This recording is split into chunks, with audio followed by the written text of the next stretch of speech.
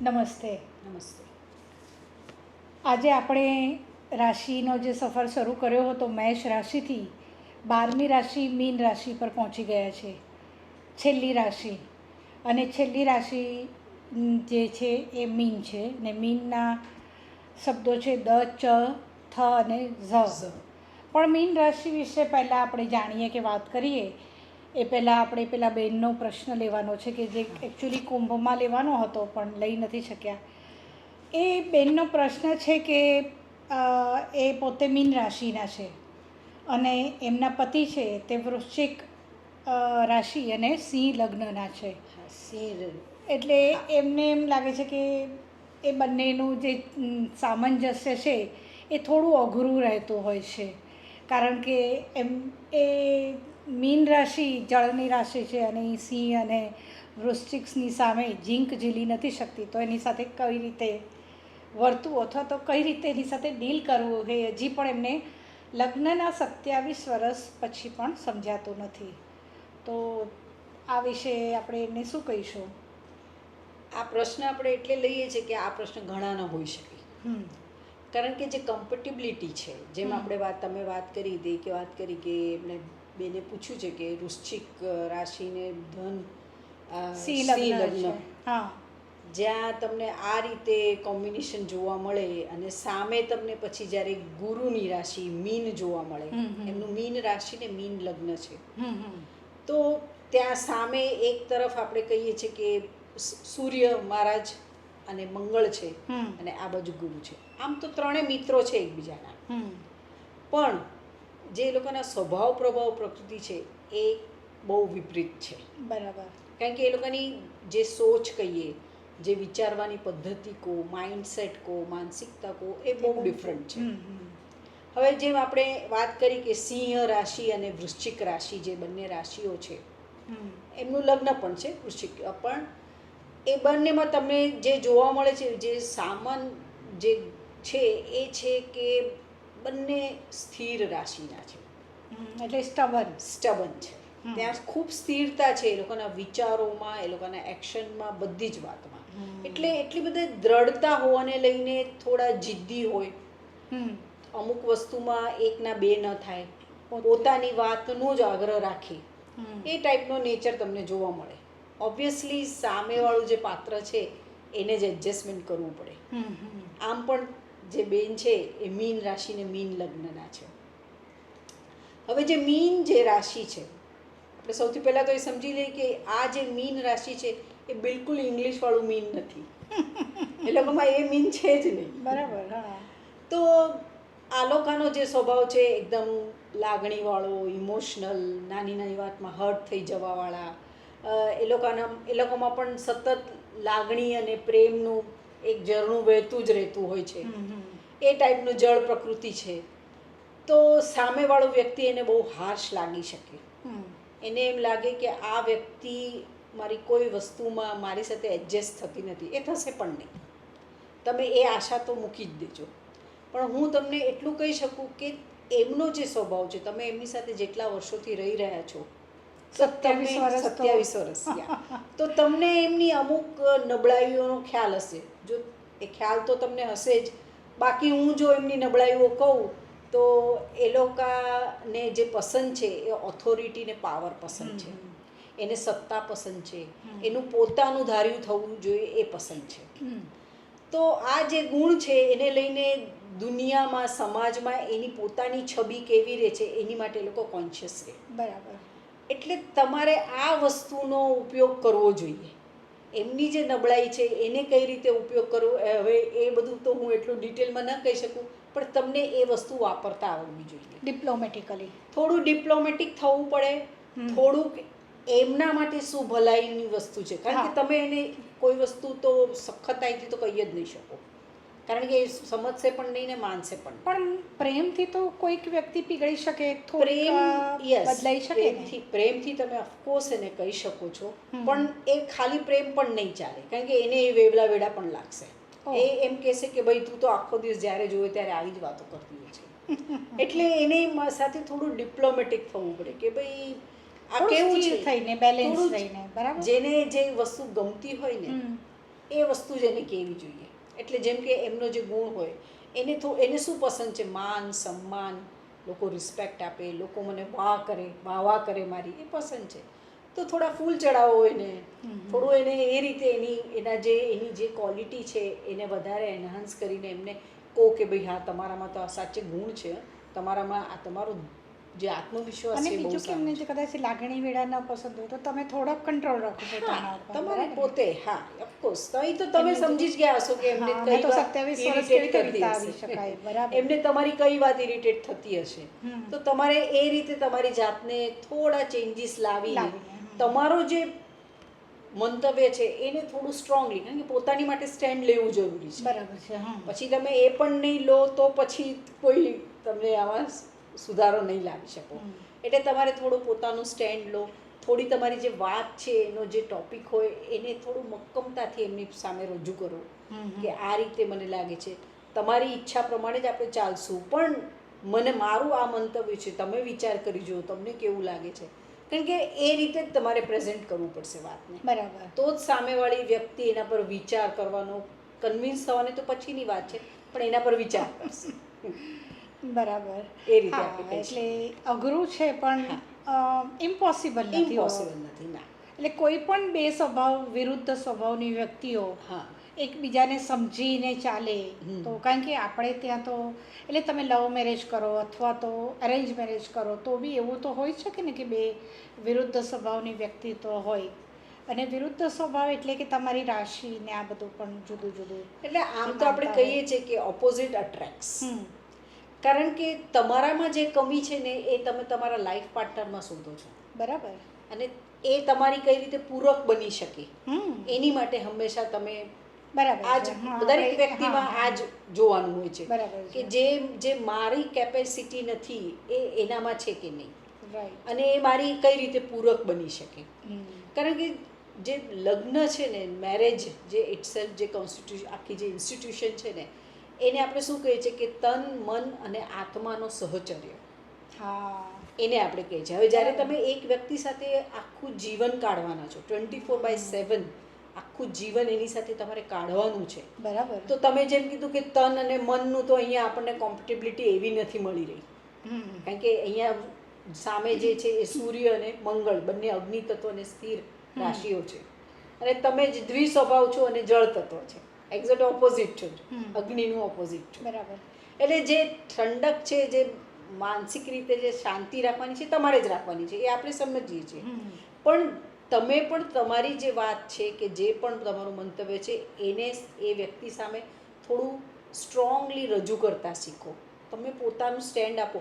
તમે એમ નહીં કહો કે આ રીતે જ કરવું જોઈએ. એટલે એવું હોઈ શકે કે તું જે આ કહેવા માંગે છે કે સામેની વ્યક્તિ જ્યારે પોતે સ્ટ્રોંગ મંતવ્યની હોય, એની સામે જો કોઈ સ્ટ્રોંગ મંતવ્ય રાખે તો એ સ્વીકારી શકે. એ ઢીલું પોચું મંતવ્ય કંઈ સ્વીકારશે સ્વીકારશે નહીં, સ્ટ્રોંગ પણ હા, એ પણ થોડુંક એને એ વિચાર તો કરશે. કારણ કે માનસિકતા કારણ કે એવી હોય તમે ને, જો વધારે પડતું સ્ટ્રોંગલી ને અગ્રેસિવ બી કહેશો ને તો એ એક્સેપ્ટ જ નહીં કરે, તો સાંભળશે હું નહીં જ માનું. પણ તમારો પોઈન્ટ તમારી રીતે સાચો હોય તો અને એને- તમને એમાં એ વ્યક્તિનું ભલું બતાવીને તમે જો તમારો પોઈન્ટ રજૂ કરો છો તો એ વ્યક્તિ જરૂર વિચાર કરશે. બરાબર છે.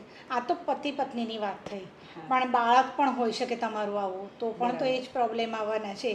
ત્યારે એક મા તરીકે તમારે તમારા સિંહ રાશિના બાળકને કે વૃશ્ચિક રાશિના બાળકની સાથે કઈ રીતે વર્તવું, કારણ કે સંબંધોમાં આ માતા અને પુત્રના સંબંધોના પણ ઘણા બધા પ્રોબ્લેમ્સ આવતા હોય છે. માતા અને પુત્રીના સંબંધોમાં પણ પ્રોબ્લેમ છે. બધી માતાઓને મોટે ભાગે ફરિયાદ હોય કે ભાઈ જનરેશન ગેપ. જે કહીએ જનરેશન ગેપ કરતાં પણ આ સ્વભાવનો ગેપ. જૈનજી. એટલે પણ એ સ્વભાવ સમજીને તમે જો એમની સાથે વર્તો છો તો એટલે બાળકોને માતા પિતા પ્રત્યે જે ફરિયાદ હોય તે દૂર થઈ શકે, અને આઈ થિંક માતા પિતા તો સમજી શકે, બાળક ન સમજે તો, અને એ સમજીને એને વાળી શકે. બરાબર છે. હા, એટલે જે પ્રમાણે એ બાળકને તમે જે એન્વાયરમેન્ટમાં મોટા કરી રહ્યા છો, એ જે સમાજમાં જાય છે, એ જે લોકોને હળે મળે છે, જ્યાં જે ફ્રીડમ ને સ્વતંત્રતાઓ જોવે છે, એ રીતે એણે આખું એનું એન્વાયરમેન્ટ જોયું છે. હવે તમે એના ઉપર રિસ્ટ્રિક્શન રાખી દો, ભાઈ તારે આટલા વાગ્યા પછી બહાર નહીં જવાનું, તારે આમ નહીં કરવાનું, તારે આમ કપડાં નથી પહેરવાના, તારે આને પતી મળવા ગયું. નથી, હા તો પછી એ પહેલા તો તમારાથી સંતાઈને કરશે, હા, ખોટું બોલશે. ખોટું બોલશે, આ તમારાથી રીતે છુપાવશે. એ તમારા સંબંધો પર અસર પડશે. હમ. કારણ કે એકવાર ખોટું બોલવાનું ચાલુ કર્યું પછી એક રીતે બધી વાતમાં એને આદત પડતી જશે બરાબર કે છે. આ વ્યક્તિને આપણે આ રીતે જ હેન્ડલ કરાય. હા, એક ટ્રાન્સપરન્સી જે કહીએ એ એ નહીં રહે. જતી રહેશે. બરાબર અને છે. પછી એનું જે ફાઇનલ આઉટકમ છે એ તો સારું નહીં જ આવે. એટલે એના કરતાં આપણે એમ કહી શકીએ દરેક પેરેન્ટ્સને, બધા પેરેન્ટ્સ સમજદાર છે, પોતાનું બાળક છે એને કઈ રીતે ઉછેરવું બધાને જ ખબર છે, પણ એ લોકોના જે વિચારો છે એ વિચારોને સમજવાનો તો પ્રયત્ન કરવો જોઈએ. એમ નહીં કે ના હું કહું એ જ બરાબર છે. જો એ આજનું રીતનું જનરેશન attitude જુદું હોય, છે ને હા. વાતાવરણ પણ જુદું છે. આપણે બરાબર જે છે. રીતે ઉછર્યા એ રીતે આપણે આજના બાળકને ઉછેરી નહીં શકીએ ને માટે એ આપણે આઈનો પણ જમાનો બદલાવું. છે. એટલે આપણે બદલાઈશું તો હા. જગત બદલાશે, એ વાત સાચી છે. તો આજે આપણે પહેલાં મીન રાશિ વિશે વાત કરીએ. તો મીન રાશિના સ્વભાવ, પ્રભાવ, પ્રકૃતિનું તો વાત કરતો વધારે સારું. મીન રાશિ, જેમ મેં કીધું કે ઇંગ્લિશવાળા મીન બિલકુલ નથી આ લોકો. એનું જે સિમ્બોલ છે એ છે માછલી. જે બે માછલી છે જે એકબીજાની પૂંછ પાછળ ફર્યા કરે છે, સતત ગોળ ગોળ ફર્યા કરે છે, એ રીતનું એનું સિમ્બોલ છે. તો આ સિમ્બોલ પરથી આપણે એની જે સ્વભાવ, પ્રભાવ, પ્રકૃતિને કઈ રીતે એને અસર કરે છે એ જોઈએ. તો જે માછલી જે છે એકબીજાની પાછળ પાછળ ફરી રહી છે એટલે એ લોકોને દિશા નથી, દિશાહીન છે આ લોકો. અચ્છા. તો અહીંયા પણ આપણે જોઈ શકીએ કે મીન જે રાશિવાળા છે દ્વિ સ્વભાવની રાશિ છે. તો આ લોકોની પણ જરા નિર્ણય શક્તિનો જો અભાવ હોય, એ લોકો પોતાની જાતે એકદમ ડિસિઝન નહીં લઈ શકે, એ લોકોને કોઈકના કન્ફર્મેશન કે હેલ્પની જરૂર પડે. પોતાની જાતે ઇન્ડિપેન્ડન્ટલી નિર્ણય કોઈ શક્તિનો decision. અહીંયા અચ્છા. અભાવ હા. આપણને જોવા મળે, જે આપણે માછલીની ઓલા પરથી જોયું. હવે માછલી જે છે ને, બીજું માછલીમાં આપણે જોયું છે કે માછલીને આપણે આંસુ ન જોઈ શકીએ, કારણ કે પાણી મારે એટલે એ રડે તો પણ આપણે એને આંસુ ન જોઈ શકીએ. તો આ લોકોનું પણ કોઈ દુઃખ ન સમજી શકે. જે મીન રાશિ લગ્નવાળા હોય ને એ લોકો જે અંદરથી એને ખરેખર જે દુઃખ હોય ને એ લોકો સમજી ન સમજી નહીં શકે, શકે. એ છુપાડે પણ ખરા પાછા. પછી જે માછલી હોય ને એને આઈલેશિસ કે પાપણ ન હોય, એટલે એ મરી જાય તો પણ એની આંખો ખુલ્લી જ રહે. તો આ લોકો પણ એવું જીવન જીવે કે એ લોકોના જ્યારે એ લોકો હયાત ન હોય તો પણ લોકો એમને યાદ રાખે, એવું એમનું જીવન હોય. એ લોકો સ્વભાવના ઇમોશનલ હોય, લાગણીવાળા હોય, પ્રેમાળ હોય, કળાત્મક સોચ હોય એ લોકોની, અને જળ તત્વ હોવાને લઈને સતત પ્રેમાળ આપણે કહી શકીએ એવી પર્સનાલિટી આ હોય. અને બીજું આપણે કહીએ કે જે સમુદ્ર, આજે માછલીને આપણે સમુદ્રમાં જોયું તો સમુદ્રમાં ભરતીને ઓટ આવે, તો આ લોકોના ઇમોશન્સમાં પણ ભરતીને ઓટ સતત ચાલ્યા કરે. અચ્છા. એ રીતનું હોય. એટલે સમજવું પડે તમારું કોઈ મીન લગ્નનું પાર્ટનર હોય કે રાશિનું પાર્ટનર. અને આ રાશિને જગત માતા કહેવામાં આવી છે. અચ્છા. જગતની માતા. કારણ કે સમુદ્ર જે છે એ આપણી જેટલી અશુદ્ધિઓ છે, જેટલી ગંદકી છે એ પોતામાં સમાવી લે છે, અને બધી નદીઓને પણ પોતાનામાં સમાવી લે છે. બરાબર. એટલી વિશાળતા છે એનામાં. તો આ લોકો પણ જેટલી દુનિયાની નેગેટિવિટી છે એની જે અશુદ્ધિ હોય એને પોતાનામાં સમાવી લે. હા. લોકોની ભૂલો હોય એ પણ માફ કરી કરી શકે. શકે. હા. એટલે મેરેજ માટે આ પાત્ર બહુ સારું સારું કહેવાય. કહેવાય. હા. તો એટલે એનામાં એ સમજણ છે. પછી આની જે લિંગ છે એ એક બેકી તત્વ છે. ઓકે. એટલે સ્ત્રી જે કહીએ, સ્ત્રીના જે ગુણ હોય, કેરિંગ, લવિંગ, કહીએ કે પ્રેમાળ હોય, લાગણીશીલ હોય, આ સૌમ્યતા હોય, એ બધી અહીંયા જોવા મળે. એમનો સ્વભાવ દ્વિ સ્વભાવ છે. મેં જેમ પહેલાં જ કીધું કે ચરતા ને સ્થિરતા બેવ છે, એટલે થોડા કન્ફ્યુઝ રહે છે, થોડું નિર્ણય શક્તિનો અભાવ છે અહીંયા. પછી એમનો ત્રિકોણ છે એ મોક્ષ ત્રિકોણ છે, વર્ણ છે એ વિપ્ર વર્ણ છે, બ્રાહ્મણનો વર્ણ છે. ઓકે. અને એનો જે લોર્ડ છે, જે સ્વામી છે એ ગુરુ છે, જે જ્ઞાન છે. તો આ કોમ્બિનેશન હોવાને લઈને આપણે કહી શકીએ કે આ લોકોમાં એક જ્ઞાની હોઈ શકે. આ લોકો જ્ઞાની તો હશે જ, કારણ કે ગુરુનો પ્રભાવ છે અહીંયા. વિઝડમ હશે, સમજદારી હશે, લેટ ગો કરવું, સેક્રિફાઈસ કરવું, કોમ્પ્રોમાઇઝ કરવું ઓકે, એ લોકો કરી શકે. બરાબર. કારણ કે એ લોકો છે બધી વસ્તુને પકડીને સમુદ્ર પણ આપણે જે નાખીએ એ પાછું આપે જ છે ને. હા, તો આ લોકો પણ જે છે દ્વિસ્વભાવ છે એટલા માટે. એટલે તમે જે નાખશો એ તમને પાછું પણ મળે એવું મળે ખરું? એટલે ખરાબના અર્થમાં નથી. હા, પણ આ કચરો બી લોકા પાછો જ આપે છે પાછો ને આપે. એટલે પણ એને ખરાબના ઓલામાં નહીં, કારણ કે આ લોકો મનના બહુ કહીએ કે જળ તત્વ હોવાને લીધે ઇમોશનલ એટલે છે. અંદર રાખે નહીં પોતાની હા, નેગેટિવિટી. અને બરાબર. એ સમજદારી છે એ ગુરુની, હમ. એમ આપણે કહી શકીએ અહીંયા. હવે આ જે 12મી રાશિ છે, છેલ્લી રાશિ, આપણા આખા રાશિ ચક્રની આ છેલ્લી રાશિ છે. હમ. તો અહીંયાથી આપણે શું શું જે બાબતો જોઈએ છે કે હોસ્પિટલ છે, જેલ કહીએ, વિદેશ કહો કે મોક્ષ કહો, આ બધું આપણે અહીંયાથી જોઈએ છે. અચ્છા. તો આપણે વિદેશ જઈએ તો આપણી અહીંયા જે આઈડેન્ટિટી છે, આધાર કાર્ડ છે, એની ત્યાં કોઈ વેલ્યુ નથી. આપણે આપણી આઈડેન્ટિટી વિદેશમાં ખોઈ દઈએ છીએ. હમ. હોસ્પિટલ હોય તો હોસ્પિટલમાં પણ ત્યાં પેશન્ટના નામથી નથી ઓળખતા, એના બેડ નંબરથી પેશન્ટને ઓળખે. બરાબર. તો ત્યાં પણ આપણે આઈડેન્ટિટી ખોઈએ છીએ. જેલની અંદર જે કેદીઓ હોય એ લોકોને બિલ્લા નંબર આપવામાં આવે અને એના નંબર પરથી એ લોકોને ઓળખવામાં આવે, એ લોકોના નામ ન હોય. બરાબર. તો ત્યાં પણ એ લોકો આઈડેન્ટિટી ખોએ છે. હવે જે મોક્ષ જે કીધું કે આ 12મો ભાવ એ મોક્ષનો છે. તો જ્યારે ફર્સ્ટ હાઉસ એ હું પોતે, મી, માય સેલ્ફ, આઈ છે, એનો જ્યારે વ્યય થાય ત્યારે તમે મોક્ષ તરફ, એટલે તમારા અહમનું, તમારા પોતાના અહંકારનો જ્યારે એનો વ્યય થાય ત્યારે તમે મોક્ષ તરફ જઈ શકો. એટલે આ 12મું સ્થાન છે એ મોક્ષ તરફ, આપણું 12મી જે રાશિ છે એ મોક્ષની રાશિ કહેવાય છે. કારણ કે જે જન્મ જે થાય છે એ શુક્રાણુમાંથી થાય છે, સ્પર્મમાંથી, જે લિક્વિડ છે. અને આપણું મૃત્યુ થાય પછી કે આપણા હિન્દુ રીતિ રિવાજ પ્રમાણે આપણા જે અસ્થિનું વિસર્જન થાય છે એ છેલ્લે સમુદ્રમાં જ થાય છે. કારણ કે નદીમાં થાય, છેલ્લે નદી સમુદ્રને જ મળે છે. બરાબર. એટલે જે ઉત્પત્તિથી લઈને અંતિમ જે આપણું જે છે એ પણ પાણી છે, અને આપણું બોડી પણ આખું જે વધારે 72% પાણીનું જ બનેલું છે. બરાબર. હવે આ જે આપણે કીધું કે ગુરુ જે ગ્રહ છે એનો તત્વ જે આકાશ તત્વ છે.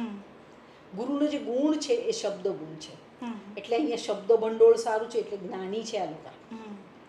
એનો જે જ્ઞાનેન્દ્રિય છે એ કાન છે, અને એનો જે કર્મેન્દ્રિય છે એ છે આપણી વાણી. એટલે આ લોકોને વાણી પર બી પ્રભુત્વ સારું છે. અને દરેકે જે બાકીના 4 તત્વો છે એ બધાનો જન્મ આકાશમાંથી જ થયો છે.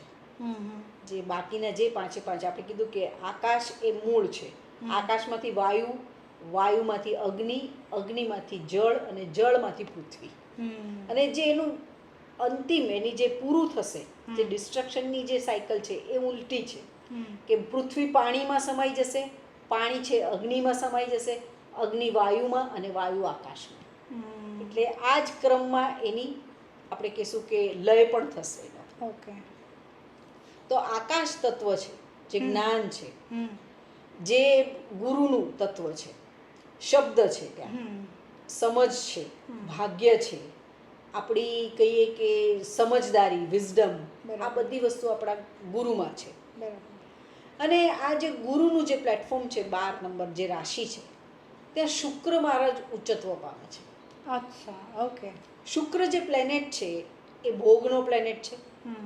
આપણે આગળ જોઈ ગયા શુક્રની બંને રાશિઓ, વૃષભ અને તુલા, ભોગનું પ્લેટફોર્મ છે. પણ એનું જે પ્લેટફોર્મ છે એ ગુરુનું છે, અને એ ત્યાં એ ઉચ્ચત્વ પામે છે. તો આપણને વિચાર આવે કે આ તો બહુ કોન્ટ્રોવર્સી કહેવાય. હા, કે બરાબર. શુક્રનો જે એટ્રીબ્યુટ્સ છે એ એક્ઝેક્ટ ઓપોઝિટ ટુ ગુરુ છે. ગુરુ, હા. તો કઈ રીતે આ રીતે બની શકે? તો આપણે જોઈએ કે જે શુક્ર ગ્રહ છે એ શુક્ર ગ્રહ પોતે જળ તત્વનો છે. તો એનામાં જે ક્વોલિટી છે એ શું છે? આનંદ, તૃપ્તિ, સમાધાન, સંતોષ, પ્રેમ, આ બધું શુક્રના ગુણ છે. અચ્છા, હા. હવે કોઈ વ્યક્તિ હોય એ ક્યાંય કોન્સર્ટ જોવા ગઈ કે કોઈ પ્રોગ્રામ જોવા ગઈ કે ક્યાંય ગઈ, એને તમે પૂછ્યું કે ભાઈ કેવું લાગ્યું? બહુ સરસ, બહુ મજા આવી, આનંદ થયો. અચ્છા, આનંદ થયો, કેટલો આનંદ થયો? 1 કિલો, 2 કિલો, 5 લીટર, 10 લીટર, એનું કોઈ માપદંડ ન હોય. આનંદ થયો, બસ એ આપણે અનુભવવાની વસ્તુ છે. એને તમે ગણી કે માપી ન શકો, એનું કોઈ માપદંડ નથી. તો આ જે આનંદ, તૃપ્તિ, સમાધાન છે હમ. અને પ્રેમ છે, આ બધાનો જે આપણે કહીએ કે એ શુક્રથી છે, કારણ કે અચ્છા. જળ તત્વ છે. હમ. એટલે તમે કોઈ પણ જગ્યાએ આનંદ કે તૃપ્તિનો અનુભવ કરો છો હમ. એટલે એ પ્રેમ જ છે, હમ. એક પ્રેમનો જ અનુભવ કરી રહ્યા છો. તો જે પ્લેટોનિક લવ કહીએ, કારણ કે પ્રેમ તો હવે આમ તો બાર્ટર એક્સચેન્જનું જ છે પ્રેમ, કે ગીવ એન્ડ ટેકનું રિલેશનશિપ. આપણે બધા જ નોર્મલ બરાબર. જે પ્રેમ છે હમ. એમાં એ જ જોઈએ છે. કોઈ પણ પ્રેમ હોય ત્યાં ગીવ એન્ડ ટેક હોય. બરાબર છે. ખાલી જો ગીવ જ હોય, ગીવન તમારે આપવું જ પડતું હોય કોઈ સંબંધમાં, બરાબર. તો પછી આપણે ત્યાં તામસિક પ્રેમ કહી શકીએ, કે ત્યાં એક તરફો પ્રેમ છે એમ આપણે કહી શકીએ. અને બીજો પ્રેમ આપણે જે નોર્મલ જોઈએ છે ગીવ એન્ડ ટેકનો. હમ. અને ત્રીજો જે છે ત્યાં ફક્ત આપવાની અપેક્ષા છે, કંઈ લેવાની અપેક્ષા જ નથી. હમ.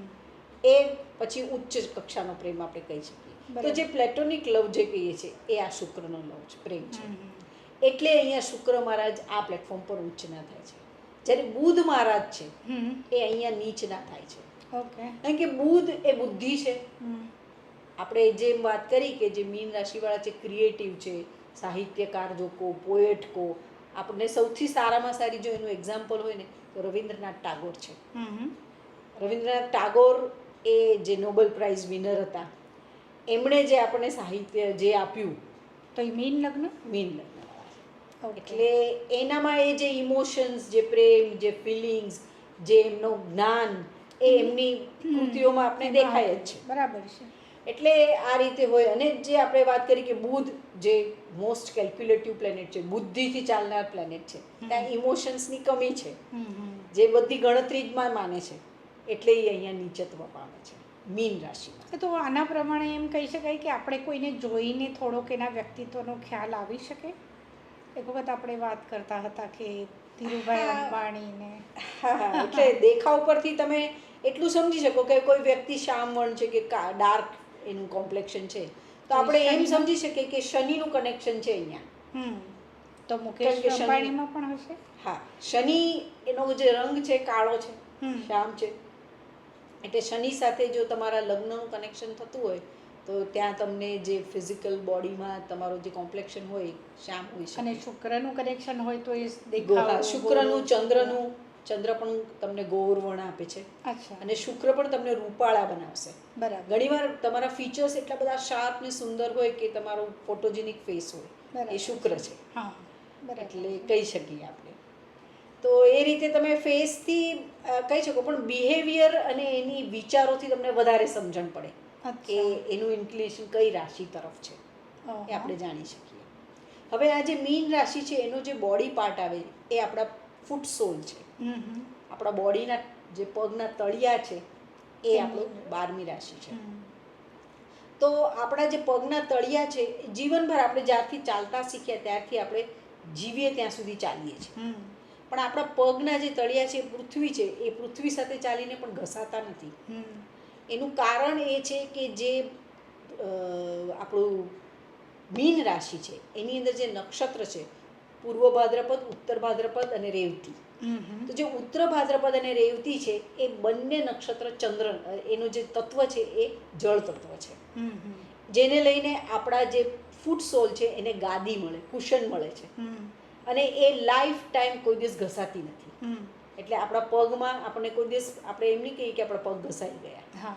એ કુશન જે છે બરાબર. એ આપણા પગને સતત પૃથ્વીના ઘર્ષણ હોવા છતાં આપણને સોફ્ટ રાખે છે. ઓહ, વાહ. એ એનું કારણ છે.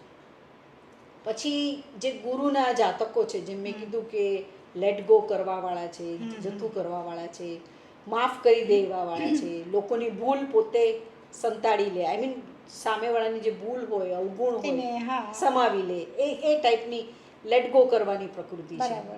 અને આ લોકો પ્રકૃતિના પ્રેમી છે. હમ. આ લોકોને પ્રકૃતિ બહુ જ આકર્ષે. હમ. કારણ કે જે લોકો આધ્યાત્મિક લોકો છે ને, આધ્યાત્મિક જે લોકો તરફ ગયેલા હોય ને, એ લોકોને પણ આકર્ષી શકે ખાલી જ્ઞાન અને પ્રકૃતિ.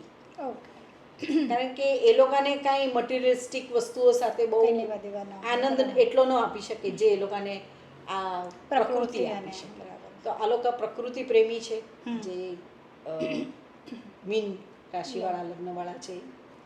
અને અહીંયા જ્ઞાન તો છે જ, હમ. જે ગુરુનું જ્ઞાન એ લોકો પાસે તો છે જ, એટલે એ સમજદારી પણ છે. અને હું એમ માનીશ કે જો સૌથી દુનિયામાં એડજસ્ટેબલ વ્યક્તિઓ હોય તો એ મીનવાળા હોઈ શકે. વાહ. લોકો સાથે એડજસ્ટ કરી શકે ને ક્યાંક કયા, કારણ કે એ લોકોમાં છે ને એક તો જે લેટ ગો કરવાની તાકાત છે ને એ પણ બહુ છે. આપણે ઘણા સંબંધોમાં કરતા હોઈએ લેટ ગો, એવું નથી કે કોઈ વ્યક્તિ ન જ કરતું હોય, પણ આ લોકોને એ ઇનબિલ્ટ ક્વોલિટી આપવામાં આવી છે. અચ્છા. એટલે એ લોકો બધી વાતમાં જતું કરે એવા છે. હમ. એટલે સંબંધો તમારા એના સારા છે. અક્ષરો વિશે આપણે વાત કરી નહીં, આઈ થિંક દ, ચ, જ અને થ. દ, ચ, ઝ અને થ. થ. પણ જો કે મારું રાશિ પરથી નામ નથી દિવ્યાશ હોવા છતાં પણ, એટલે એવું હોઈ શકે.